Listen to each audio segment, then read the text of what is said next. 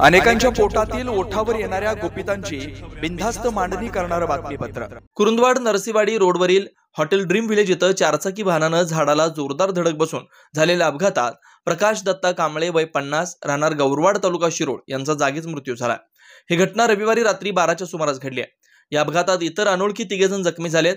या प्रकरणी रमेश कुंभार राहणार लक्ष्मीनगर कृष्णा घाट रोड मिरज यांच्यावर गुन्हा दाखल झालाय। पोलिसातून मिळालेली माहिती अशी, आरोपी रमेश कुंभार हे विटभट्टीवरील कामगारांसोबत सैनिक टाकळी इथं हॉटेल गावरांमध्ये जेवण करून कुरुंदवाड्यातून नरसीवाडी मार्गे इनोव्हा MH10 CN 6575 चारचाकी गाडीतून मिरजकडे जात होते।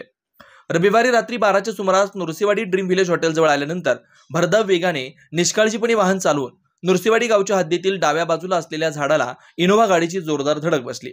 हॉटेल शेजारीच असलेल्या लोखंडी पाईपला धडकून तिथे उभ्या असलेल्या चारचाकी गाडीला ठोकून पलटी झाली। या अपघातात गाडीत बसलेले प्रकाश दत्ता कांबळे यांच्या डोक्याला व हातापायाला गंभीर दुखापत झाल्यानं त्यांच्या जागीच मृत्यू झाला। तसेच इतर 3 अनोळखी इसमांना किरकोळ दुखापत झाली असून वाहनाचं मोठं नुकसान झालंय। या प्रकरणी वाहन चालक रमेश कुंभार यांच्यावर गुन्हा दाखल झालाय। अधिक तपास पोलीस हवालदार माने करतात।